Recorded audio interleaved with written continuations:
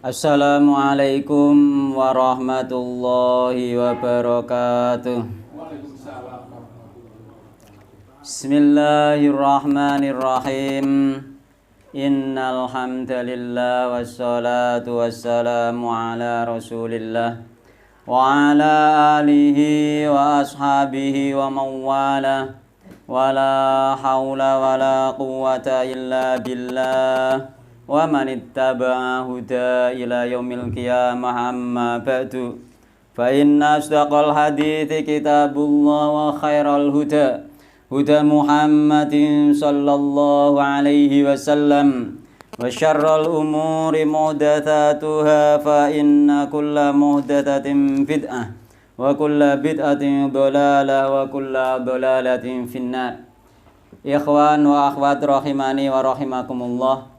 Patut kita panjatkan puji syukur kehadirat Allah Subhanahu wa taala yang mana pada siang hari ini, pada sore hari ini kita dipertemukan kembali oleh Allah Subhanahu wa taala di majelis yang mulia ini dalam rangka bermajelis ta'lim, yang mudah-mudahan dengan bermajelis ta'lim ini Allah mudahkan jalan kita menuju surga Allah Subhanahu wa taala sebagaimana yang Rasulullah sallallahu alaihi wasallam pernah sabdakan, man salaka tariqan yaltamisu fi ilman sahalallahu lahu bi tariqan ilal jannah.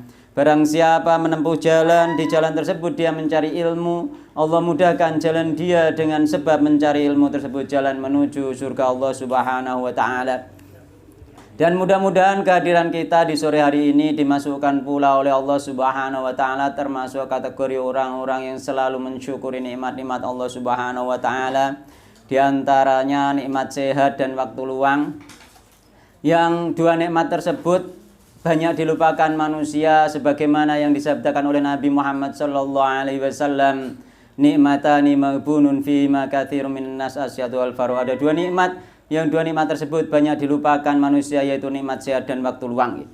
Oleh karena itu sesibuk apapun mari kita usahakan kita tetap menjalankan rutinitas kita, terutama diantaranya misalkan jamaah 5 waktu, meskipun dalam keadaan sekarang sibuk bekerja, sibuk menanam, tapi jangan dilupakan rutinan-rutinan kita di dalam beribadah kepada Allah Subhanahu wa taala, diantaranya sholat 5 waktu ataupun zikir pagi sore kita ataupun bermajelis taklim kita.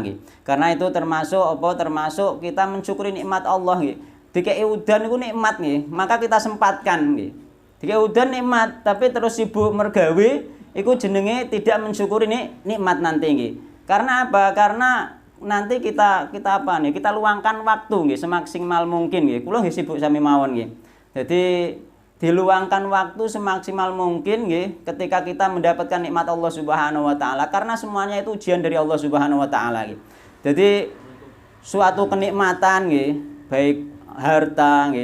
baik harta maupun kesehatan, waktu luang, itu semuanya dipertanggungjawabkan di hadapan Allah Subhanahu wa taala, sehingga kita harus mensyukurinya dengan cara kita mendekatkan diri kepada Allah Subhanahu wa taala. Maka lain syakartum la azidannakum wa lain kafartum inna adzabi lasyadid. Maka kita syukuri Jadi nikmat ana udan ngene iki kita sempatkan, karena apa? Nanti barokah dari kerjaan kita itu akan terlihat. Mulanya kita kerja itu barokah bukan kita ngerja banyaknya bekerja akhirnya kerja terus melupakan ibadah kepada Allah. Akhirnya misalkan pun duitnya ngumpul, mungkin setelah itu dia sakit, duitnya kena bayar di rumah sakit, maka akan hilang Jadi barokah yang kita kejar Makanya kita sidik itu barokah kula niku termasuk orang yang sibuk tapi menyempatkan waktu, ternyata cukup. Jadi sering tak critakno kanca-kanca ini masalah sambat sibuk, gak iso ngaji, sambat sibuk, telat jamaah, Dadi makmum masbuk iku tak kei semangat kula niku sibuk Kula niku gadah mendo niku 15. Iki penyemangat 15 Tapi kula niku mempunyai tekad bahwa sebelum adzan sudah harus ada di masjid. Ternyata oleh Allah dimudahkan. Ketika setelah habis duhur itu budal ngarit, itu ternyata temuk mawon, kadang ditawani iki totor tawani wong. Yo mengko diludah balene mulai terus budal nang masjid. Itu berjalan lama sekali seperti itu. Jadi dimudahkan. Maka ketika kita sudah bertekad bulat itu semuanya akan dimudahkan oleh Allah Subhanahu wa taala. Ternyata mudah itu. Sampai-sampai orang-orang yang berseberangan dengan kula teng mriku niku sampai mengakui nggih, meskipun mereka berbeda itu. Karena memang ternyata ketika kita sempatkan itu kerjaan sesibuk apapun ternyata itu beres semuanya nggih. Mulane iku ya ketika kita itu tujuan hidup kita itu dunia ya, maka akan dicerai-beraikan oleh Allah urusan kita ini. Misalnya icir, misalnya ngemeno icir gak budal taklim, ngemeno icir kari jamaah misalnya. Iku bisa jadi baricir kok kena omong gitu. Utawa ana sing gak tukul, itu terserah Allah Subhanahu wa taala itu. Akhirnya culameane malah akeh nggih. Saumpama dhekne mungkin nyempatno salat nggih, nyempatno masjid taklim, insyaallah nggih, insyaallah memang itu harus diusahakan, insyaallah dirubah oleh Allah Subhanahu wa taala. Sebagaimana kemarin di bakalan kula bahas nggih, wong sing duwe anak loro telu nggih, di pondokno iku ternyata rezekine kerjaane pancet rezekine berbeda. Jadi ana wong ku duwe anak akeh, ternyata di pondokno iku apa? Pertaniane itu ketika dia mempunyai anak satu itu panen sekian, ketua dua lebih itu. Memang dibikin Allah seperti itu loh. Jadi kan kita itu tawakal kita kadang-kadang kurang ya kepada Allah Subhanahu wa taala, ngandalno usaha, ngandalno waktu yang banyak. Kadang-kadang waktu sedikit barokah, mudah nggih. Saiki umpama nandur waktune mokor saiti nggih. Ternyata oleh mokor saiti tapi digawe Allah subur, digawe gak ono omone, gak keterak angin, gak rubuh. Hasilnya mungkin bisa menandingi orang yang sibuk tadi itu. Dia rugi telat jamaah, rugi gak melok taklim, gak nderdus, gak murojaah. Ya, sedangkan kita ternyata sama-sama hasilnya kadang malah bisa lebih gitu. Dan itu diantarane bukti nggih. Lo sibuk Pak, nah wingi ku arep ngarit udan iki mau lagi bar ngaten budal rene mengantuk aku kesel mengko kowe. Mengko apa ngarit dhisik mengko pasar jam setelah zuhur jam 2 ngarit ke omah jam 1 terus kemudian apa toto-toto berangkat kemari ini mau. Jadi memang yo saya kesel, saya capek itu. Jadi ngantuk nggih. Tapi ngantuk ternyata setelah tak pikir-pikir nggih, teng kula pribadi ki ambak nggih. Wong kerja keras iku gawane arasasen mikir, Pak. Gawane wong kerja keras nek awak kesel iku arasasen mikir. Nggih. Niku nek kula lho nggih, kula rasakake nggih. Mulane kadang-kadang majelis taklim belajar bahasa Arab, belajar nahwu atik orang-orang yang sudah berumah tangga terutama petani biasanya mboten jalan. Mergo apa anggere majelis taklim butuh isite mokor ngrungokno tok kon mikir berat. Memang penyakite wong kesel iku aras-arasen mikir. Dan niku sing kula rasake, mungkin yang lain mungkin juga seperti itu nggih. Jadi sing tak rasano nek awake kesel iki aras-arasen mikir itu. Jadi mulane banyak nggih riyen juga ngadano nek Tuban niku kajian nahwu niku juga seperti itu nggih. Karena orang-orang yang sudah berkeluarga rata-rata niku napa berhenti nggih. Muga aras-arasen mikir jan anggere wis nek kajian umum jalan nggih. Ya nek kajian umum pokoke teko sing penting ngrungokno selesai. Nek kajian umum sing sifatnya ditakok-takoki yo gak jalan biasane. Muga ya aras-arasen mikir mau itu. Nah nggih. Aras-arasen mikir. Kesel muga Pak. Memang alhamdulillah nggih bagi orang-orang yang sudah berumah tangga gelem budal ngaji niku pun nek kula ngarani pun syukur nggih. Karena apa? Dari sekian banyak nggih kaum muslimin secara umum yang mengaku Islam niku sing wis rumah tangga sing ngaji ku sithik, Pak. Sing wis ning rumah tangga kecuali nek lingkungan pondok pesantren itu beda. Maksudnya di tempat-tempat umum sing wis berumah tangga ku sithik nggih.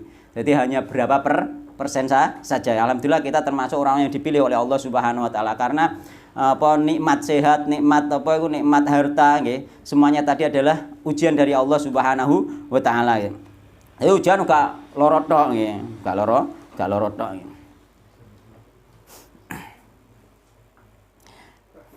Dan termasuk ujian yang berat nggih sebagaimana apa kemarin kita lihat di video-video itu bahwa anak-anak Palestina sampai ada yang videonya apa makan rumput Pak nggih. Enten nggih, makan rumput masuk itu juga ujian itu. Jadi ujian ono ujian loro, ono ujian nikmat. Kita diuji nikmat. Kuat ndak, tapi kebanyakan orang diuji nikmat itu enggak kuat. Jadi banyak orang kaya itu enggak dermawan daripada yang dermawan. Jadi nek dikei harta banyak itu ujiannya apa? Dermawan. Nggih, memanfaatkan hartanya, tapi nek diuji berat sabar. Tapi banyak orang yang mampu sabar tapi jarang yang mampu syukur itu. Ya kebanyakan seperti itu termasuk kajian-kajian seperti ini nggih. Di mana-mana lebih banyak yang enggak datang daripada yang datang padahal sehat itu. Ya berarti kan tidak mensyukuri nikmat rata-rata seperti itu nggih.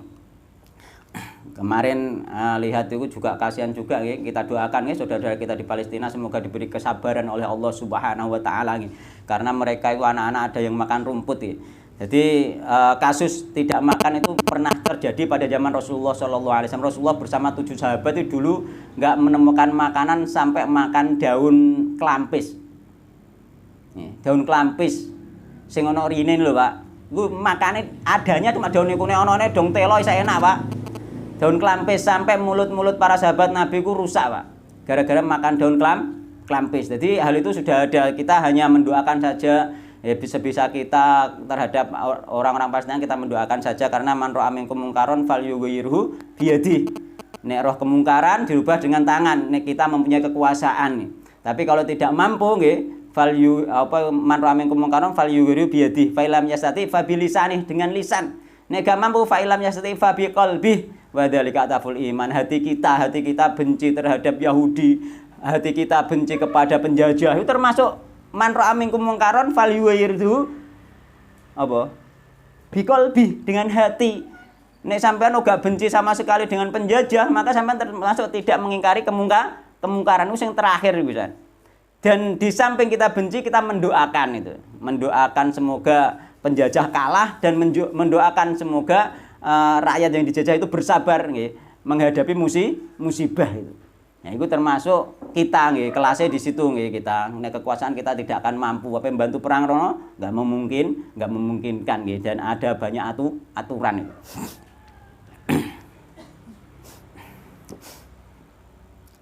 Dan musibah itu sudah terjadi, mulanya jangan saling mensalahkan. Akhirnya apa iku sing berpihak ning gone Hamas mensalahkan yang tidak yang Saudi mensalahkan Hamas yang berpihak seperti itu tidak boleh juga nih. Karena sesuatu yang terjadi, yang sudah terjadi itu adalah takdir dari Allah Subhanahu wa taala nih. Di dalam hadis itu takdir tadi sudah dicatat oleh Allah, yakni berapa tahun sebelum 50.000 tahun sebelum nih, bumi diciptakan. Jadi kataballahu maqadirul khalaiqi qabla ayyahluqas samawati wal arda bi khamsina alfasanah. Takdir itu dicatat nih. Jadi ono saiki wong gak mangan, ono wong meninggal. Ya ketoke kan sekarang meninggal karena perang. Ada juga meninggal karena tsunami juga banyak, itu juga ribuan sama. Corona. Iya kan? Jadi hanya sebabnya saja beda, kematian itu hanya sebabnya beda. Cuma kita kewajibannya nek ono kemungkaran tadi. Man ra'a minkum mungkaron tadi itu nggih. Kewajibannya hanya itu nggih. Kita mendoakan untuk kita yang di sini nggih. Jadi semuanya dicatat oleh Allah Subhanahu wa taala nggih. Jadi ning gone ayat Al-Qur'ane iki surat Al-Hadid ayat 22 nggih. Surat ke-57 halaman 540 nggih. Yakni ma asaba mim musibatin. Jadi tidak ada yang menimpa dari musibah minal fil ardi di bumi wala fi anfusikum dan tidak pula musibah yang menimpa diri kalian ila fi kitabin kecuali sudah tertulis di dalam kitab di Lauh Mahfuz min qabli an nabra'aha sebelum kami mewujudkannya, sebelum terwujud itu sudah dicatat oleh Allah Subhanahu wa taala. Inna dzalika 'alallahi yasir. Semua itu mudah nggih. Jadi wong Palestina saiki mati sakmene kae iku yang sudah terjadi ini sudah dicatat oleh Allah Subhanahu wa taala nggih untuk menguji manusia nggih. Diuji oleh Allah Subhanahu wa taala nggih. Dan juga di surat Al-Baqarah walanabluwannakum bisyai'im minal khaufi wal ju'i wa naqsim minal amwali wal anfusi wat tamarat wa basyiris sabirin. Nah, makanya kita doakan mereka agar bersabar nih. Jadi walanabluwannakum dan pasti kami akan menguji kalian bisyai'in dengan sesuatu minal khaufi dari rasa takut. Mereka ketakutan sekarang. Itu diuji oleh Allah Subhanahu wa taala. Wal ju'i rasa lapar. Mereka kelaparan, bantuan kadang ditahan, gak boleh masuk. Wa naqsim minal amwali wal anfus, berkurang harta, berkurang jiwa, kematian. Wat tamarat, buah-buahan. Wa basyiris sabirin dan beri kabar gembira bagi orang-orang yang sabar. Makanya kemarin minggu kemarin itu hari Ahad kemarin itu kita bahas bahwa mereka yang meninggal di sana yang mempertahankan hartanya insya Allah syahid itu. mereka yang hijrah juga sesuai sunnah Rasulullah Shallallahu Alaihi Wasallam. Jadi kemarin kesimpulan apa sama-sama benar gitu. Jadi jangan sampai saling menyalahkan gitu. Yang tetap di sana memperjuangkan hartanya, memperjuangkan tanah airnya, maka mati syahid. Yang hijrah maka juga mengikuti sunnah Rasulullah Shallallahu Alaihi Wasallam itu. Dan semua itu adalah menghapus dosa-dosa, karena musibah itu pasti akibat dari dosa. Musibah itu akibat dari dosa kita. Mulane aslinya Allah itu pertama memberi nikmat. Nah, nikmat yang gak disyukuri berubah menjadi bala itu. Ketika dia kufur menjadi bala itu. Makanya ketika kita sakit itu sebenarnya menghapus dosa. Nah, sebagaimana sabda Nabi Muhammad sallallahu alaihi wasallam, ma yazalul bala'u bil mu'mini wal mu'minati fi nafsihi wa waladi wa mali hatta yalqallaha ma alaihi khati'atun. Jadi senantiasa bala itu terjadi kepada seorang mukmin, baik laki-laki maupun perempuan, pada dirinya. Dia kena sakit, kesandung, kecelakaan dan lain sebagainya, fi nafsihi, dalam dirinya, wa waladihi, anake katisen. Anake iku isih cilik dosane apa sih dikatisen? Iku asline kanggo wong tuane, susah wong tua pak anak loro. Meneh nek kula ning ngrasakno nek pas anakku ning pondok loro ngene, masyaallah rasane wong tua iku ngrasakno ngoten. Nggih. Loh, loro iku apa? Akibat dosa kita sebenarnya. Allah ingin menghapus dosa kita nggih. Fi nafsihi wa waladihi, anake wa malihi, hartane nggih. Hartanya juga hatta yalqallaha ma'alaihi khati'atun, sehingga dia menghadap Allah dalam keadaan tidak memiliki dosa. Jadi itu akibat dosa kita. Pokoknya angger ono kejadian yang sekiranya menimpa kita, maka kita harus apa? Cara Jawane ngrayangi jitoke. Jitoke digrayangi. Apa to? Aja kok aku wis sergep jamaah. Nggih, kok isih ngene uripku. Ha, iku sombong itu namanya nggih. Sombong kaya ora dudu dosa. Padahal dosa kita itu banyak kepada Allah Subhanahu wa taala.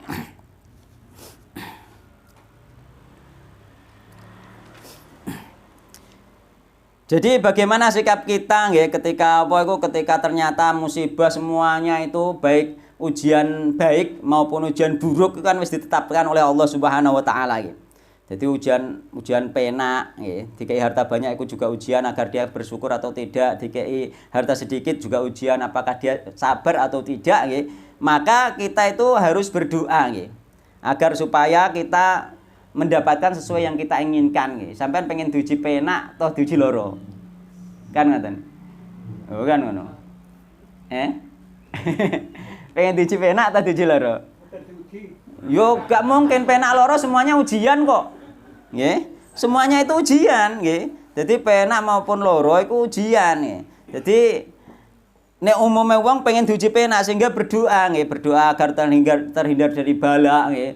Berdoa pagi petang juga agar terhindar dari bala. Itu berarti orang itu secara secara fitrah itu ingin diuji enak itu. Sehingga kita harus berdoa karena apa? Meskipun sudah dicatat oleh Allah Subhanahu wa taala nggih, tapi ning gone ayat Al-Qur'an ku yamhullahu ma yasha wa yatsbit. Allah menghapus nggih takdir yang Allah kehendaki dan Allah menetapkan takdir yang Allah kehendaki. Terserah Allah Subhanahu wa taala nggih. Wa indahumul kitab. Jadi Allah itu memang berhak merubah nggih. Takdir itu bisa dirubah nggih. Dirubah dengan apa Pak kemarin itu? Dirubah dengan doa nggih. Mulane ning gone hadis la yarudul qada illa doa. Tidak ada yang bisa merubah takdir kecuali doa. Mulane Palestina saiki misale masih dijajah tidak akan bisa dirubah kecuali dengan doa. Dirubah dengan doa nggih. Doa itu bahkan menurut para ulama, bahkan menurut Sayyidina Ali dan juga menurut Umar bin Khattab itu doa itu lebih besar peranannya daripada usaha. Doa itu lebih besar peranannya menghasilkan sesuatu hasil daripada usaha, itu lebih besar doa. Maka kita itu doakan terus saja agar Palestina itu merdeka. Kita doakan agar mereka sabar. Kita doakan terus. Karena apa itu nanti akan merubah takdir Allah Subhanahu wa taala. La yarudul qada ila doa wala yazidu fil umri ilal bir, dan tidak menambah umur kecuali kebaikan, amal soleh. Jadi wong nek amal soleh tambah umur ya. Umure tambah ya. Kaya Imam An-Nawawi meskipun 40 tahun iku hakikate umurnya panjang ya. Karena apa? Karena kebaikannya berjalan terus sampai sekarang ya. Ya ini apa? Kitab-kitab beliau kita pelajari, sebagaimana Riyadhus Shalihin itu kita pelajari di mana itu? Di Laju itu Bakalan itu ya.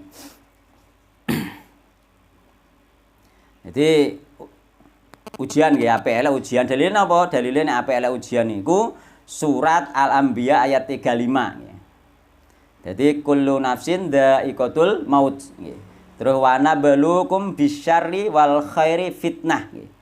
Dan kami akan uji kalian dengan keburukan dan kebaikan sebagai cobaan. Jadi wa ilaina turja'un, dicoba oleh Allah Subhanahu wa taala.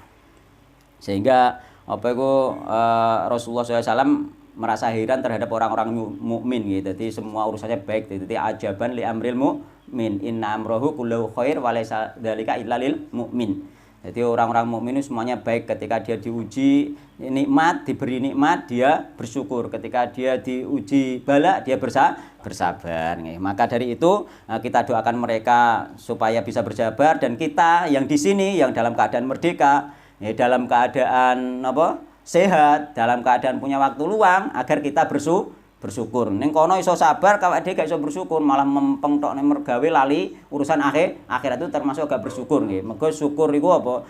Meninggalkan kemaksiatan nggih. Yakni mengerjakan amal soleh. Iku bersyukur nggih. Yakni menjadikan nikmat tersebut mendekatkan diri kepada Allah Subhanahu wa taala. Kita lanjutkan pelajaran kemarin mawon ya. Pelajaran kemarin masih di dalam pembatal napa? Wudu nggih.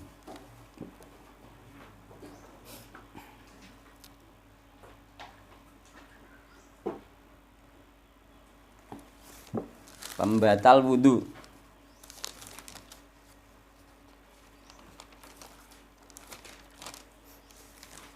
Sekarang hadis nomor 6.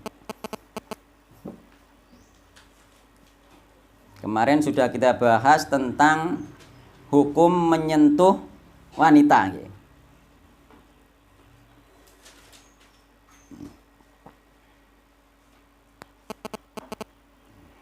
Bagi yang belum datang atau ingin tahu apa itu sambungan yang kemarin, bisa dilihat di YouTube nih. Jadi pembatal wudu sekarang sampai kepada hadis nomor 6, wa antol kibni aliin.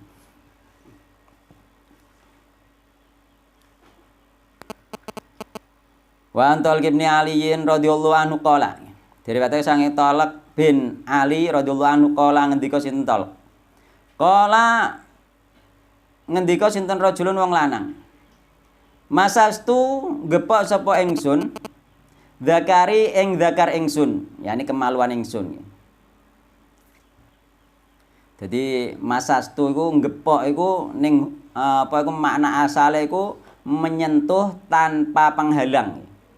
Nek pakai penghalang tidak dikatakan masastu, ada lafaz lain gitu. Jadi masastu itu makna asalnya itu menyentuh tanpa penghalang. Sehingga rajul ini mengatakan nggih masastu dzakari nggih. Gepok sapa ingsun, nyentuh sapa ingsun dzakari ing dzakar ingsun.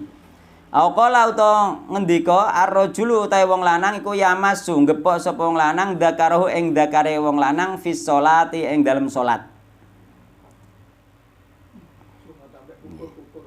Enggak, iki menyentuh itu makna asale dengan tanpa penghalang, tapi juga bisa dengan penghalang. Makna asal ya, makna asal.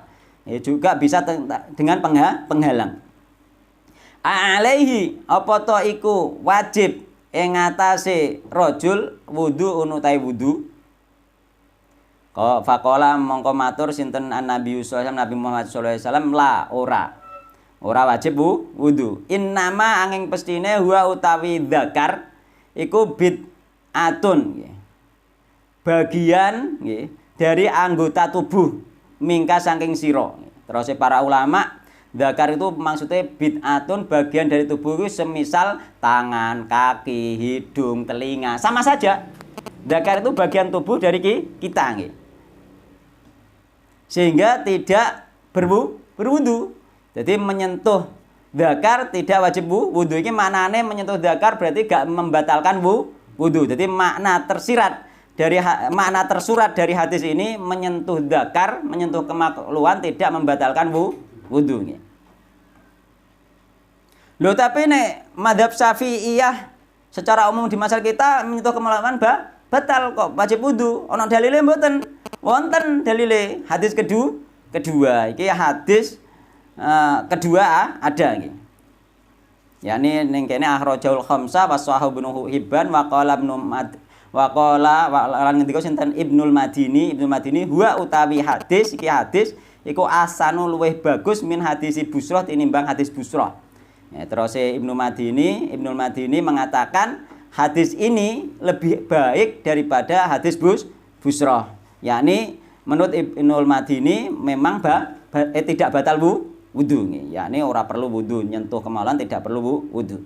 Kemudian hadis Busrah nggih, wa an Busrah binti Safwan radhiyallahu anha anna Rasulullah sallallahu alaihi wasallam qol bahwasana Nabi Muhammad SAW iku kala ngendika sinten Nabi Muhammad SAW man utahe sapane wong iku masalamun nyentuh sapa man zakarahu ing zakare man fal yatawaddo mongko becik wudu sapa man arajul khamsah wa sahih Tirmidzi wa Ibnu Hibban wa qala al-Bukhari huwa as-sahih syai'in fi hadzal bab wa utahe iki hadis nggih menurut Imam Bukhari iki hadis sing paling sahih di dalam bab ini berarti nyentuh kemaluan batal.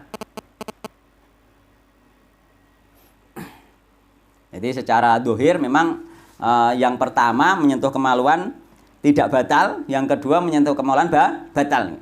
Sehingga terjadi perselisihan pendapat di kalangan para ulama. Nek dulu teng ngene jenengan batal mboten, Pak? Masuk sing pertama nggih. Nek teng MTA? Tidak batal, masuk sing pertama.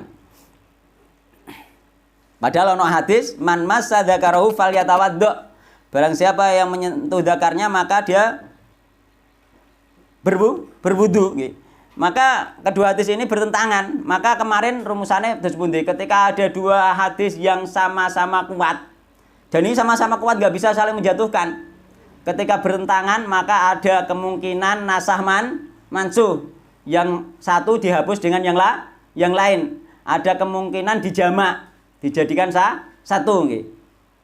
Ada kemungkinan lagi tarjih, diambil yang paling kuat. Tapi menurut para ulama yang paling bagus apabila hadis itu masih bisa dijamak maka dijamak. Ketika masih bisa dijamak maka dijamak. Maka kemarin itu pendapat rata-rata yang kita temukan banyak hadis itu dijamak. Maka bagaimana kalau dijamak? Ada dua cara menjamaknya. Cara yang pertama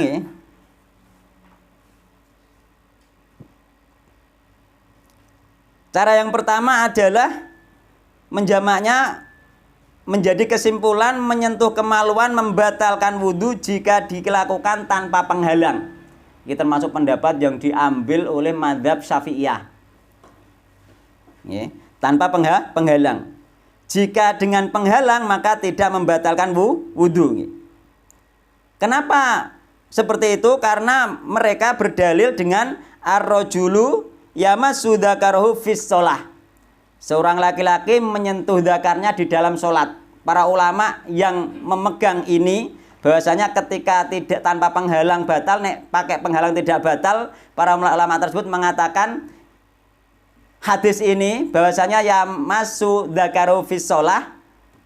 Seorang laki-laki yang menyentuh dzakarnya dalam keadaan sholat ini di dalam sholat tidaklah tempat menyentuh tanpa penghalang. Pasti menyentuhnya pakai penghalang. Mengartikan seperti itu mesti yo kok sak jabane sarong kan ngoten. Sehingga oleh Nabi tidak usah wudu karena dalam keadaan sholat dia kukur-kukur misalnya kan gak mungkin rogong-rogong mriki kan. Nah, itu pendapat ulama yang menguatkan ini, menguatkan pendapat ini. Berarti sing kedua ini, sing hadis kedua Busrah dipahami oleh para ulama disuruh oleh Nabi wudu yakni man massa dzakarahu falyatawaddo dimaknai menyentuh tanpa penghalang. Yang pertama dimaknai ada penghalang sehingga tidak disuruh wudhu oleh Nabi. Yang kedua dimaknai tanpa penghalang sehingga disuruh wudhu oleh Nabi Muhammad Shallallahu Alaihi Wasallam. Itu jamak pertama. Makanya Syafi'iyah mengambil yang ini, jamak pertama, sehingga Syafi'iyah wudhu ketika menyentuh tanpa penghalang. Makanya seandainya ada mereka menyentuh batal wudhu, kita nggak perlu menyalahkan karena sudah menjamak dua hadis dengan metode yang pertama ini. Dan itu tidak boleh kita salahkan. Ya, metode ijtihad seperti ini tidak boleh disalahkan. Nek sampean nggak mantep ini ada metode yang kedua. Jadi dijamak dengan metode yang kedua. Ini menurut kula memang paling kuat. Ya, metode kedua. Ya. Metode pertama seperti tadi. Ya, ini hadis pertama yang disuruh berwudu menunjukkan menyentuhnya dengan penghalang karena dia dalam keadaan sholat gak mungkin ngerogoh-ngerogoh. Terus yang kedua, karena tidak disebutkan di dalam sholat maka dimaknakan menyentuhnya tanpa penghalang sehingga fal yatawaddo terus Nabi Muhammad Shallallahu Alaihi Wasallam, maka dia hendaknya berwudu. Terus kemudian jamak yang kedua bagaimana? Jamak yang kedua, jika menyentuhnya dengan syahwat maka membatalkan wudu. Berarti masuk neng hadis pertama tadi, kenapa tidak disuruh wudu oleh Nabi? Karena menyentuhnya tanpa syahwat. Itu. Jika dengan syahwat maka membatalkan wudu. Terus hadis kedua, kenapa disuruh Nabi? Karena menyentuhnya dengan syahwat. Jadi ketika menyentuh tidak dengan syahwat tidak batal wudu, ketika dengan syahwat batal wudu. Walaupun tanpa penghalang. Nek syahwat tetap batal wudu.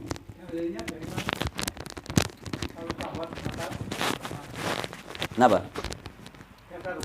Dasar hukumnya karena kalau syahwat jadi penggabungan kedua ini nek cara kula lebih beralasan lebih kuat Karena apa? Karena dzakar itu hanya sepotong daging sebagaimana tadi sepotong anggota tubuh. Ketika disentuh biasa seperti menyentuh tangan, seperti menyentuh hidung, seperti menyentuh kuping. Maka jawabannya Nabi tadi apa?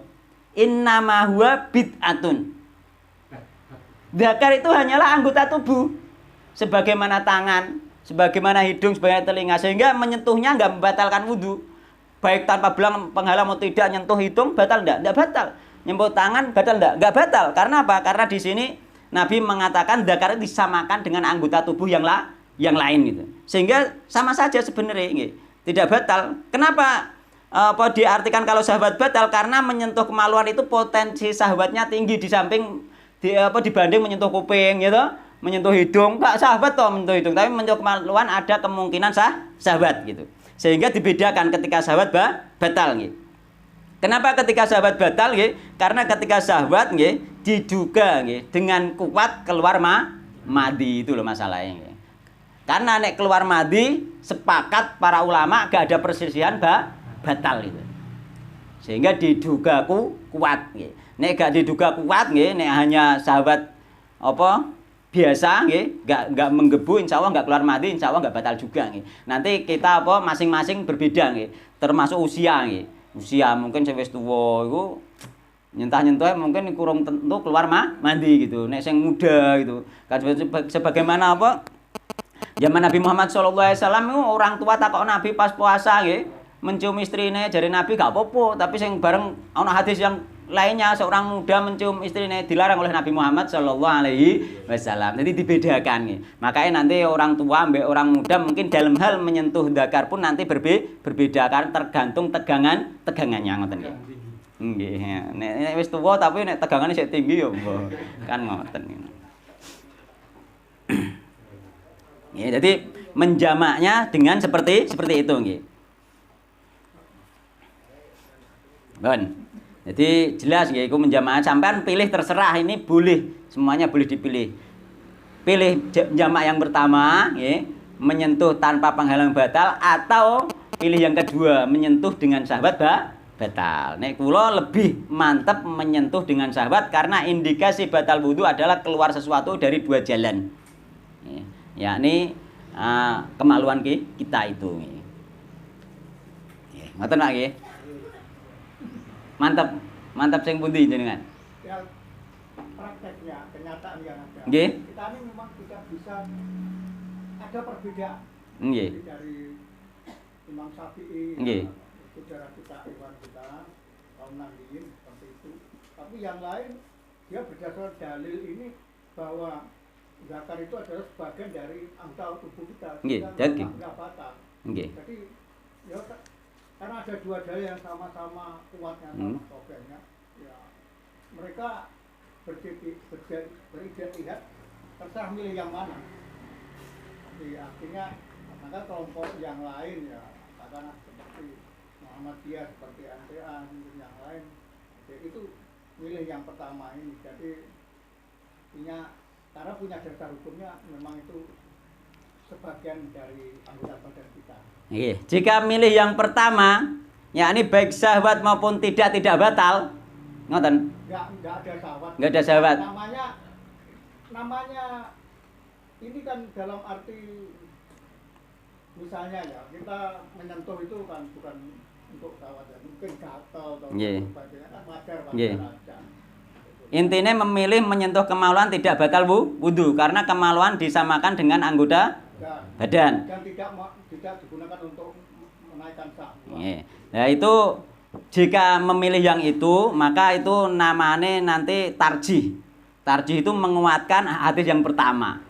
Ketika menguatkan hadis yang pertama berarti meninggalkan hadis yang kedua. Makanya para ulama itu mengatakan lebih baik digabungkan. Yang paling baik itu digabungkan. Sehingga semuanya itu bisa diamalkan dua hadis. Karena sama-sama kuat. Nggak bisa saling digugurkan. Sehingga nek cara kula memang yang paling kuat itu digabungkan. Jika tidak sahabat tidak batal, jika sahabat batal. Niku nek kula ngeten. Jenengan terserah ngoten nggih. Nun. Sekarang hadis berikutnya ini. Wa ana Aisyata radhiyallahu anha lan den riwayatake saking Ibunda Aisyah radhiyallahu anha. Anna Nabiyya sallallahu alaihi wasallam qol. Satemene Nabi Muhammad sallallahu alaihi wasallam kala ngendika sinten Nabi Muhammad sallallahu alaihi wasallam. Man asabahu qai'un. Man uta sapa wong ku asaba lamun ngenani hu ing man. Apa qai'un utah.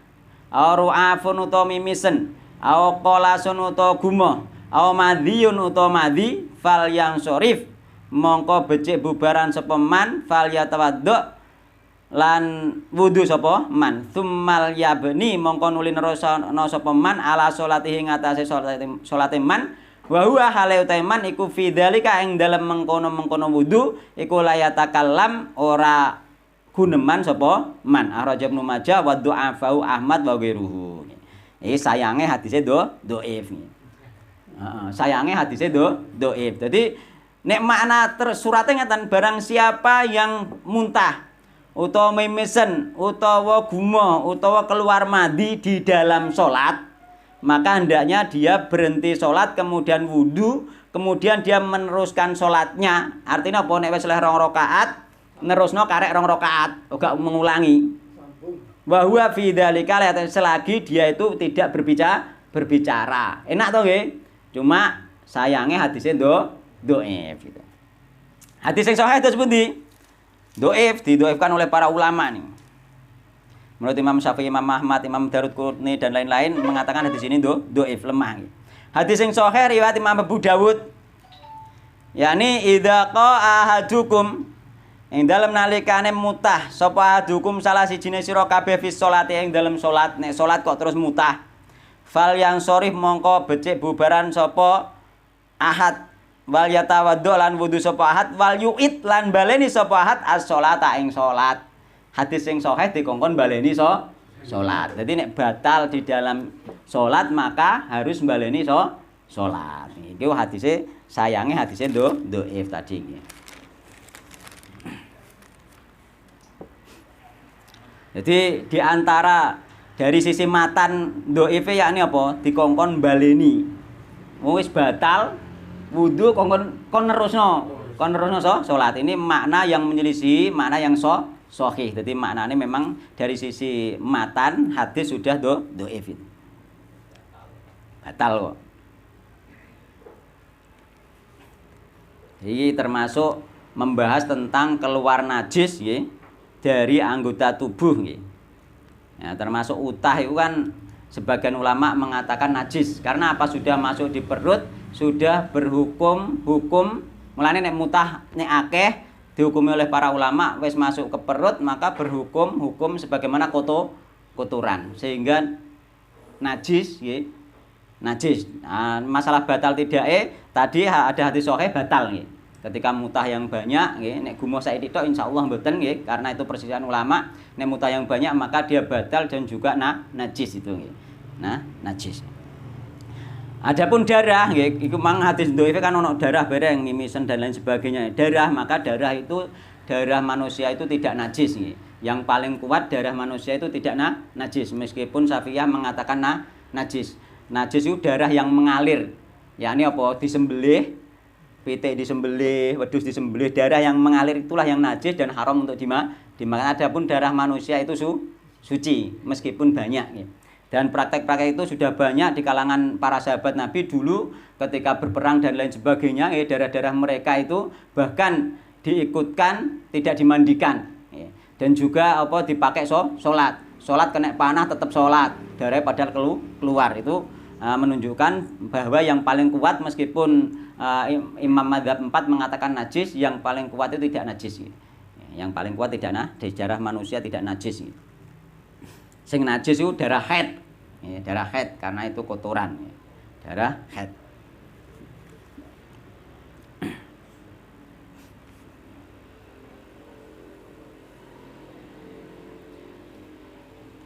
Jadi darah keluar. Nek kira-kira apa itu kotoran keluar diselang misalnya, itu juga membatalkan wudu ya.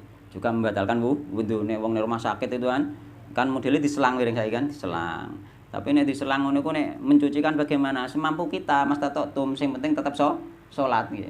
Mesti diselang tetap bisa salat nggih. Wis diselang dikeki apa? Ngene tutup kene ditempel-tempel reno-reno nggih. Gak iso obah Ustaz nggih. Buke wis ngono kuwi ya salat sambil berbaring nggih. Mokor dipindah bayange mawon, nek ambil berbaring nek gak iso miring mlumah iku diujurno ngetan cara kene. Diujurno ngetan nek salate mlumah, nek salate miring diujurno ngalor kaya wong mati niku. Wong mati kan ujur ngalor miring ngulon ngeten nggih. Jadi kita harus tetap salat meskipun di rumah sakit. Masalah bersuci nih semampunya, saisone nggih. Saisone nggih. Nek wis diselang piye nek mawi kan? Ya wis gak usah. Sebisanya tetap wajib salat itu. Sayangnya hadis iki dhaif. Nek gak dhaif penak keluar mandi bareng terusan metu wudu terus nek salat. Tapi hadisnya dhaif itu.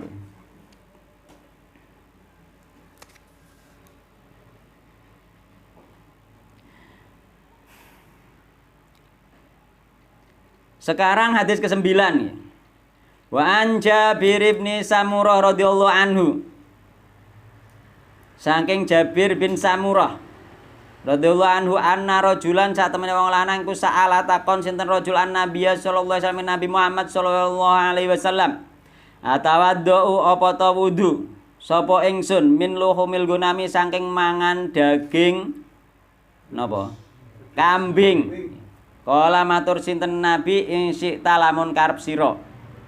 Kala matur sinten rajul atawaddu apa ta wudu sapa ingsun min luhumil ibil saking makan daging unta. Kala matur sinten Nabi na'am yo wudu akhraja Muslim. Jadi makan daging unta itu termasuk salah satu pembatal wudu nggih. Namun mayoritas nggih, bahkan mayoritas ulama madzhab 4 itu tidak membatalkan. Jadi padahal hadisnya membatalkan wudu gitu. Termasuk apa itu masyarakat banyak yang belum paham gitu. Loh, kenapa ada gitu, sahabat yang sampai bertanya gitu, tanya tentang iki, wahai Rasulullah, apakah aku berwudu dengan makan daging kambing? Kok ngantek takok ngono kenapa? Terus yang kedua, wahai Rasulullah, apakah aku batal wudu? Apakah harus wudu dengan makan unta, daging unta? Karena ada hadis, sebelum itu memang ada hadis dari riwayat Imam Muslim, bahwasanya hadis tersebut mengatakan tawaddu'u mimma massatin nar, wudu sapa sira kabeh mimma masatin nar dari daging yang tersentuh api, daging yang dimasak. Nah, jadi secara umum dimasak saja nggih, daging yang dimasak itu sudah membatalkan wudu nggih sebelum rajul ini bertanya, sehingga bertanya daging yang dimaksud itu daging apa kan ngoten nggih. Jadi memang dulu pernah dilarang oleh Nabi tawaddu'u mimma masatin nar nggih. Berwudulah dari nggih, makan daging yang tersentuh api. Ada yang mengatakan apa itu memang tersentuh api semacam dipanggang, disate. Namun pemahaman umumnya adalah yang dimasak itu. Yang dimasak nggih. Apa becek padha wae, Pak.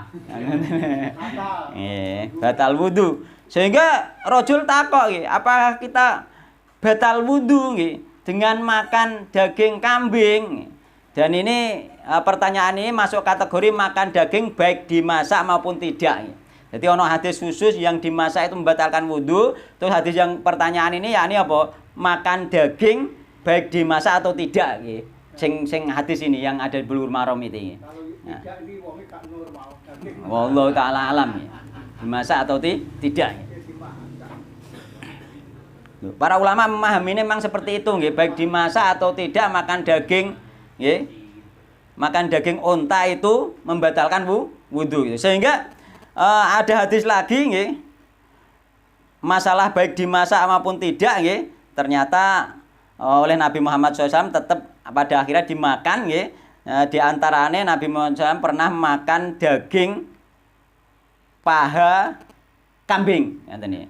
Jadi akala makan sinten Rasulullah SAW min katifisatin saking paha kambing wa sholalan salat sinten Nabi walam yatawaddu lan ora wudu sinten Nabi Muhammad sallallahu alaihi wasallam. Sehingga apa itu daging yang dikatakan tadi dimasak maupun tidak tadi nek membatalkan wudu atau tidak, itu yang membatalkan wudu ternyata dari perbuatan Nabi sendiri. Nabi makan daging kambing dan tidak wudu. Dari qauliyah Nabi sendiri, Nabi mengatakan jika kamu berkehendak wudu terserah sakarepmu. Tapi ketika ditanya tentang daging unta, Nabi mengatakan wudu. Loh kenapa? Kaya Imam Syafi'i dan lain-lain kok tidak mensyariatkan itu? Imam Syafi'i pada waktu itu nggih mengatakan bahwasanya beliau seandainya hadis tentang makan daging unta membatalkan wudu itu sahih, maka aku pasti berpendapat dengan itu gitu. Jadi pada waktu itu penelitian beliau masih belum menemukan kesahihan hadis tentang makan daging unta, sehingga beliau tidak berpendapat. Ya, bahkan nengkol kodime beliau berpendapat batal, tapi nengkol jadid malah mboten. Setelah beliau meneliti, beliau tetap belum menemukan gitu. Belum menemukan kesahihan hadis tersebut. Namun oleh imam yang lain dikatakan hadis tersebut sahih gitu. Jadi Ustaz, apa yang jenengan sampaikan bahwa tadi daging itu dimasak itu harus wudu, itu bisa ditepis dengan hadis yang kita baca ini ya. Sehingga apa itu enggak membatalkan wudu kecuali unta. Kecuali unta gitu. Nah, berarti kan ada dua tadi, tapi kita apa itu dimansuh apa tidak? Wallahu taala alam, para ulama mengatakan ini dimansuh nggih. Awalnya memang tidak boleh, kemudian pada akhirnya dibolehkan oleh Rasulullah sallallahu alaihi wasallam, tetapi masih dikecualikan daging unta. Mungkin ini unta. Karena daging unta itu Pak, di riwayat-riwayat unta itu termasuk mempunyai sifat-sifat setan. Jadi unta, makanya penggembala unta sama penggembala kambing itu sifatnya berbeda. Penggembala unta itu cenderung sombong orangnya. Sombong, takabur, gumede. Tapi penggembala kambing itu rendah hati, tenang. Seperti itu. Dan itu di kalangan bangsa Arab memang seperti itu. Perbedaan antara penggembala kambing dan penggembala unta. Jadi peternak kambing, peternak unta itu beda nggih. Dan makan kambing itu makan daging unta itu nggih, di dalam kitab-kitab juga diterangkan nek makan daging unta itu berpengaruh terhadap kejiwaan. Dan pengaruh itu bisa hilang ketika dia berwudu. Nek wudu pengaruh hilang, Pak. Tapi nek gak wudu, dia malah menjadi pendendam. Jadi orang Arab itu dulu ketika setelah makan kambing unta, mereka yang tidak berwudu, sifat dendam itu naik. Tapi kita berwudu, hilang. Nah, memang seperti itu hikmahnya. Jadi sifat setan. Tapi yang mazhab tetap betul. Sampai akhir 4 mazhab tidak membatalkan. Kesimpulannya mengikuti. Nek kula mengikuti sing batal nggih. Kenapa 4 mazhab kok tidak memakai dalil? Bukan 4 mazhab nggih. 3 mazhab yang tidak membatalkan, yakni Abu Hanifah, Imam Malik, Imam Syafi'i. Adapun Imam Ahmad membatalkan. Kula mengikuti pendapatnya Imam Ahmad nggih. Karena apa? Karena di antara ketika ada terjadi perbedaan, ketika kula lihat-lihat itu ternyata rata-rata yang paling kuat itu pendapatnya Imam Ahmad. Karena Imam Ahmad sudah mengumpulkan banyak data dibanding imam-imam sebelumnya itu dari sisi ilmu. Nggih, nggih. Jadi lebih mengumpulkan. Makanya di antaranya Imam Abu Hanifah kan lebih banyak kiasnya. Karena belum begitu banyak mengumpulkan hadis gitu. Terus kemudian Imam Malik, terus kemudian Imam Syafi'i lebih banyak hadis yang sudah terkumpulkan. Kemudian Imam Ahmad yang terakhir itu lebih banyak lagi. Kemudian ulama-ulama sekarang sebenarnya lebih banyak lagi. Karena apa? Tinggal channel laptop ketok kabeh hadis murak-marik itu. Malah lebih banyak itu. Saya malah bingung. Wallahu alam ya, tapi para ulama itu meskipun sudah modern begini nggih, kula banyak dapat cerita dari ustadz itu ketika ada daurah itu beliau itu tetap bawa kitab. Jadi ketika daurah kitab itu dijual-jual sinau.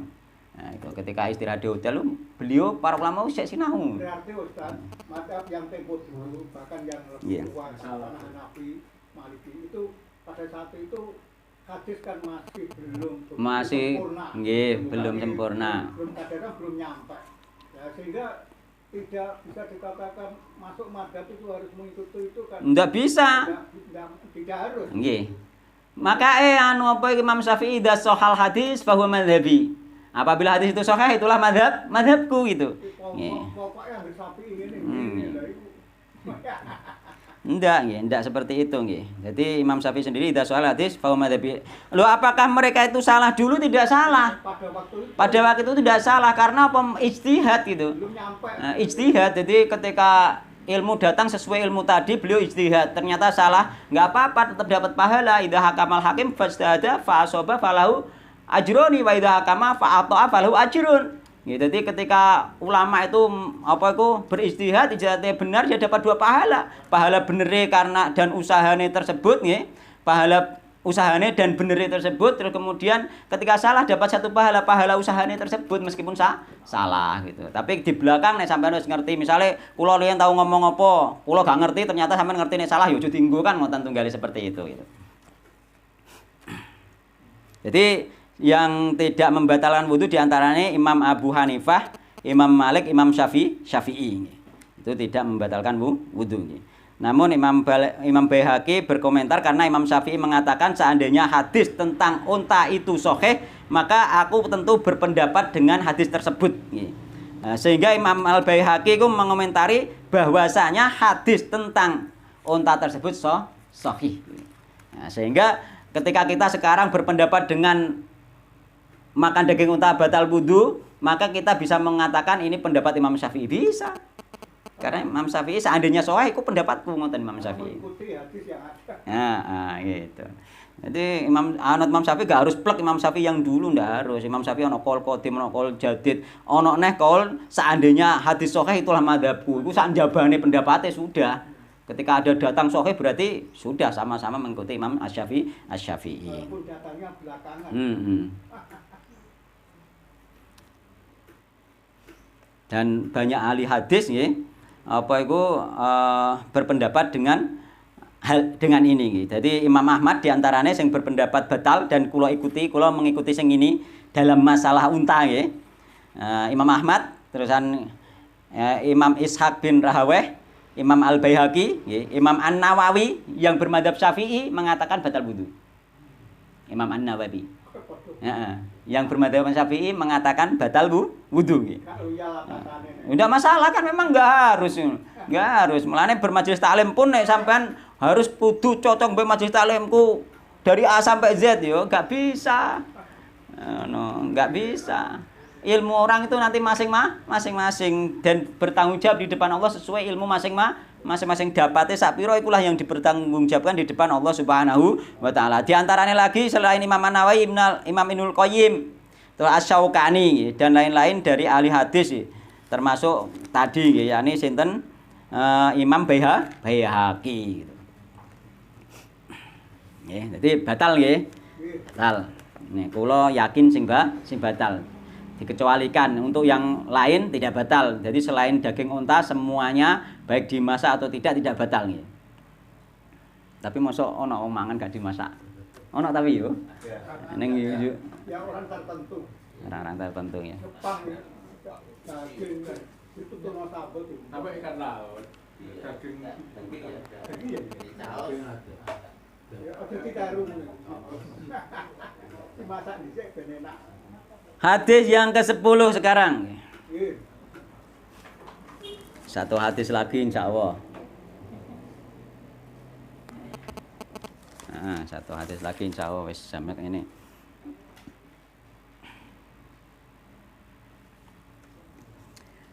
An Abi Hurairah radhiyallahu anhu qol. Dene watake sang Abu Hurairah radhiyallahu anhu qala. Abu Hurairah itu paling banyak meriwayatkan hadis, padahal sahabat sing hitungane belakangan mengikuti Nabi Muhammad sallallahu alaihi wasallam. Karena beliau selalu mengikuti maka beliau mendapatkan hadis yang banyak. Qala ngendika sinten Nabi sallallahu alaihi Nabi Muhammad sallallahu alaihi wasallam. Manutae sapane wong iku gosala lamun ngedusi sapa man maetan ing wong mati nggih, mayit fal yagtasil mongko becik mandi sapa man. Wa man utahe sapane wong hamala iku lamun mikul sapa man hu ing mayit fal yatawaddu mongko becik wudu sapa man. Ahrajau Ahmad wa Nasa'i wa Tirmidzi wa hasanahu wa qala Ahmad la yasiu fi hadzal bab syai'un.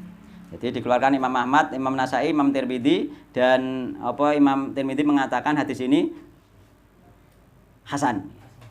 Sedangkan Imam Ahmad mengatakan tidak ada hadis yang sah di dalam bab ini. Jadi man yusalamaitan, secara dohir wong sing ngedusi wong mati berarti hadas besar, wajib adus. Nanti pirang Pak jenengan Pak? Nggih. Tapi secara logika ya adus mana. Dan barang siapa yang mikul mayit itu, dia berwudu. Nah, secara dohir memang makanya ini dimasukkan oleh pengarang kitab mu'alif kitab ini di dalam bab pembatal wudu karena ada indikasi batal wudu.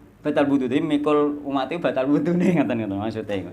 Tapi hadis ini dikatakan Imam Ahmad tidak ada yang sah dalam bab ini. Ya Pak aneh ya, dari awal Imam Ahmad Nasa'i Tirmidzi ini menghasankan hadis ini. Yeah. Tapi yang terakhir berkata Ahmad tidak ada satupun hadis yang sah.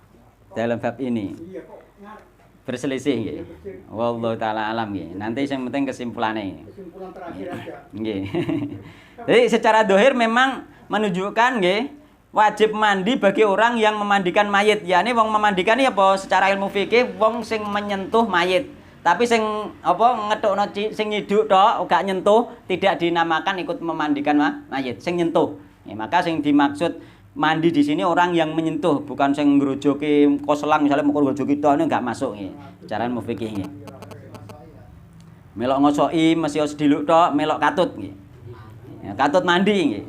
Ini anut wajib iki, anut hadis iki malah wajib nggih. Namun perintah di sini nggih, perintah mandi di sini, mengko asal perintah kan wajib secara kaidah nggih. Namun perintah di sini adalah hukumnya sunnah nggih. Tidak menunjukkan wajib nggih. Karena ada hadis lain nggih, bahwasanya nggih, dulu nggih Ibnu Abbas nggih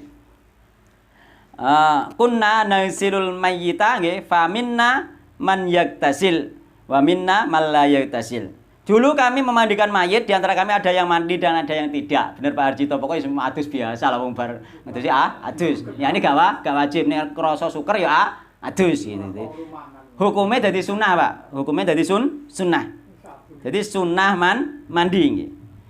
Dan apa itu bahkan gak mandi gak apa-apa nggih. Ning riwayat liyane Fahasbukum terus antasilu aidiakum, cukup bagi kalian mencuci tangan kalian sing tunggu ngedusi ngosoki kan tangan ngusik mayit, maka cukup dicuci tangan saja sudah cukup. Tapi sampai nek risi nek syukur nggih mandi, hukumnya sunah saja nggih.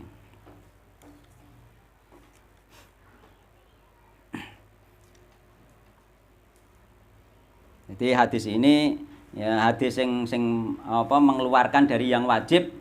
Memang karena ada yang menghasankan dan ada yang itu mengatakan tidak ada hadis yang sahih dalam perselisihan ulama, tapi masih bisa dipakai pegangan, cuma masuke ning gone sunnah bukan wajib karena dipalingkan oleh hadis yang lain yang lebih sahih nggih, dipalingkan kisahe Ibnu Abbas. Nek pancen wajib Ibnu Abbas otomatis mandi, tapi Ibnu Abbas bilang kami dulu ada yang mandi, ada yang tidak. Berarti dipalingkan gitu.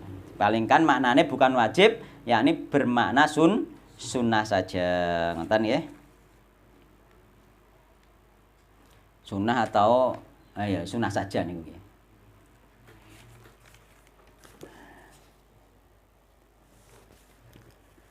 Nun. Nggih. Saya tanya, bahwasanya foto hadis itu dihasankan dari beberapa, contohnya seperti ini, Nggih. Nasa'i dan Tirmidzi. Tetapi ada satu yang menggugurkan atau menyatakan tidak sah, itu bisa gugur itu. Ya tidak bisa gugur. Tetap nanti hujahnya masing-masing itu masuk kategori perselisihan ahli hadis. Perselisihan ahli hadis. Bagi yang sudah meneliti mantep ikut yang mana maka itu terserah. Walaupun itu yang ada satu yang menggugurkan tidak mesti langsung jatuh, tidak. Tidak. Nanti ada penelitian lagi, ada penelitian terus ini. Jadi itu memang perselisihan sebagaimana perselisihan di antara ahli fikih, tidak langsung saling menggugurkan gitu. Karena itu penelitian itu pun bermakna nanti ijtihad juga, nanti setelah pengetahuan yang banyak, rawi yang banyak, mereka para ulama yang ahli itu berijtihad mengatakan ini hasan, ini sahih, ini dhaif itu. Jadi tidak langsung otomatis gugur, tidak gitu. Kecuali yang sudah disepakati oleh ahli hadis itu langsung gugur. Nek sepakat nih. Sepakat ahli hadis sepakat dhaif misalnya gugur. Jadi memang seperti itu, memang makanya itu Ahlussunnah wal Jamaah itu tidak mungkin satu pendapat itu tidak mungkin. Ya, enggak mungkin satu pendapat, enggak mungkin. Mulanya ketika kita berbeda pendapat jangan langsung menjatuhkan karena enggak mungkin itu. Di antara satu majelis saja itu tidak mungkin, satu guru, satu pondok itu tidak mungkin. Makanya termasuk di pondok anak kula niku ustaz itu kalau ada ustaz-ustaz muda ini yang berselisih silakan mendatangkan hujahnya, kita bahas bersama. Kita tidak ta'assub nggih, tidak harus ikut seperti ustaz besarnya, tidak. Jadi ustaz-ustaz yang baru-baru sing muda-muda semangat belajar itu diberi keleluasan untuk berbeda dengan ustaz ketuanya nggih, diberi kebebasan untuk berbeda, sehingga kenapa kamu berbeda alasannya apa seperti itu nggih. Sehingga mereka itu satu pondok itu pendapatnya enggak harus sama lah. Itulah Ahlussunnah wal Jamaah. Adapun hizbiyah enggak harus sama dari pusat sampai bawah harus sama. Itulah nanti hizbi. Yang namanya hizbi seperti itu harus sama. Pokoknya kudu kaya aku ngono. Itu hizbi itu. Ya, harus sama. Enggak bisa itu. Hal yang seperti itu tidak bisa. Ngoten nggih? Oleh karena itu belum jangan. Kenapa? Karena itu ada yang orang yang awam punya pendapat ya. Orang-orang yang ngaji di Salaf, ternyata salaf itu juga banyak perbedaan, Pak. Dianggap salaf itu menjadi satu pendapat, ya enggak apa-apa. Enggak. Para ulama sendiri sebagaimana kemarin Ibnu Abbas, Ibnu Mas'ud, mereka berbeda pendapat. Pada waktu sahabat aja ada perbedaan. Dalam hal fikih berbeda pendapat hal yang biasa, tidak ada masalah. Yang penting benar-benar ada dalil. Ketika kita orang yang di belakang melihat pendapat tersebut, mana dalil yang lebih kuat atau kita menggabungkan pendapat tersebut, kan penak kan ngoten mudah. Katakan ulama sekarang menyelisih ulama terdahulu. Ulama yang terdahulu. Seperti yang diterangkan tadi, itu berarti boleh. Katakan yang mana? Yang tadi masalah itu tadi kan makan daging onta tadi kan ada yang berbeda. Tapi seperti contoh yang sekarang kan menurut Imam Syafi'i tidak batal. Enggak, yang dalam lain bab lain. Kenapa? Itu bab menyelamati orang mati. Nggih. itu kan tidak boleh. Nggih. Tapi terus yang Syafi'iyahnya kan boleh. Nah itu berarti kan menyelisihi kalau keluar dari dalil Dalil yo tidak boleh. Kalau menyelisihi tapi tetap dalam real dalil boleh, dan ada ulama yang dijadikan pegangan itu. ada yang lain. kan kalau ulama gitu Syafi'iyah. Ulama mana? Itu sorry. Enggak ulama salaf, karena apa khairun nas qarni tsummal ladzina yalunhum tsummal ladzina yalunhum, sebaik-baik apa generasi itu generasi Nabi, setelah itu. Jadi yang diikuti itu hanya apa sahabat, tabi'in. Setelah itu kok ada ulama yang menyelisih sahabat, menyelisih tabi'in, enggak bisa dipakai. Enggak bisa dipakai. Jadi ulama sekarang meskipun gelarnya ulama, doktor, profesor apapun itu kok ternyata menyelisih sahabat. Terus kemudian melisih tabiin sudah nggak bisa dipakai. Karena apa? 3 ini menjadi contoh utama. Kita tinggal mengamalkan semua amalan, semua yang ada syariat Islam itu sudah diamalkan 3 generasi ini. Kita nggak boleh membuat yang baru lagi gitu. Itu. Jadi nggak bisa. Gitu. Jadi ini menyelisihi dalam hal memang dari sananya, dari para sahabat sudah berselisih pendapat, tidak ada masalah. Tidak ada masalah gitu. Kalau bisa menyatukan alhamdulillah. Kalau tidak bisa memang harus memilih, silahkan memilih. Itulah ilmu. Makanya kita disuruh terus belajar thalabul ilmi. Kadang yang kita amalkan sekarang ini kadang masih salah, kita belum tahu. Moga dari kecil kita sudah amalannya penting anut ya. Penting anut dari kecil. Terus kemudian lagi goleki dalil bingung. Bingung kan ngono. Kadang bisa kecampur amalan dulu sekarang kadang bisa kecampur, wallahu taala alam gitu. Jadi sedikit Nggih. Jadi istilah Indonesia ya, kan ada organisasi tertentu. Nggih. Itu kan punya tarjih. Nggih. Dan kemarin saya mengikuti pengajian itu. Jadi warganya itu harus taat terhadap keputusan tarjih. Berarti kan kurang pas ya kalau seperti itu. Jika harus taat dengan keputusan pusat ya, misalnya tarjih pusat, maka masuk kategori hizbiyah. Tapi jika tarjih itu hanya sebagai panduan ya, untuk menguatkan pendapat, sedangkan yang di bawah boleh mengambil pendapat yang lain, maka tidak ada masalah. Maka berorganisasi harusnya seperti itu. Seandainya ada organisasi besar, terus kemudian secara resmi pendapat organisasi begini, namun pengikut boleh berbeda, maka itu tidak hizbiyah. Tapi kenyataannya ketika ada organisasi besar rata-rata hizbiyah, rata-rata loh nggih. Nah, rata diwajibkan harus nggih. Mulane kemarin juga pernah ada nggih, aku pernah dijak juga, aku gelem nggih melok kelompokmu nggih. Tapi asalkan ketika ada suatu pendapat ternyata aku berbeda dengan pusat nggih, aku boleh mengambil pendapatku sendiri itu, misalkan di masjidnya sampeyan nggak harus wajib mengikuti yang pusat, kalau boleh aku ikut kan ngoten. Karena apa? Karena itu nggak hizbiyah nantinya jadinya. Tapi ternyata nggak bisa kan. Kalau nggak bisa ya berarti hizbiyah gitu. Hizbiyah itu seperti itu. Kayak ngene iki nggak harus apa. Aslinya kan organisasi semacam nek cara ngarteni kula semacam majelis taklim juga. Majelis taklim ini jika terjadi seperti itu hizbiyah juga nantinya itu. Memaksakan pokoknya harus sama nggak boleh ikut ngaji misalnya ngoten. Nggak boleh ikut kelompok itu. Maka dadi hizbiyah nggih. Makanya sampean aja kudu aku kudu apa nek gak ustaz iki gak bener liyane salah kabeh. Ayo iku nantine dadi hizbiyah dia nantinya itu. Gulu berlebihan di dalam beragama. Allah taala alam nggih. Di akhir ini wonten pertanyaan malih napa mboten? Mboten nggih, mumpun dalu nggih. Alhamdulillah kita dapat pertemuan kali ini. Semoga ini dimasukkan amal jariah kita, dimasukkan amal soleh oleh Allah Subhanahu wa taala, menjadikan kita semakin beriman, bertambah amal dengan ilmu nggih. Karena amal itu memang harus dengan ilmu, al ilmu qoblal qaul wal amal nggih. Dan kita yang terakhir lagi kita doakan semoga saudara kita di Palestina diberi ketabahan, kesabaran oleh Allah Subhanahu wa taala. Subhanakallahumma bihamdika asyhadu an la ilaha illa anta astaghfiruka wa atubu ilaik. Wassalamualaikum warahmatullahi wabarakatuh.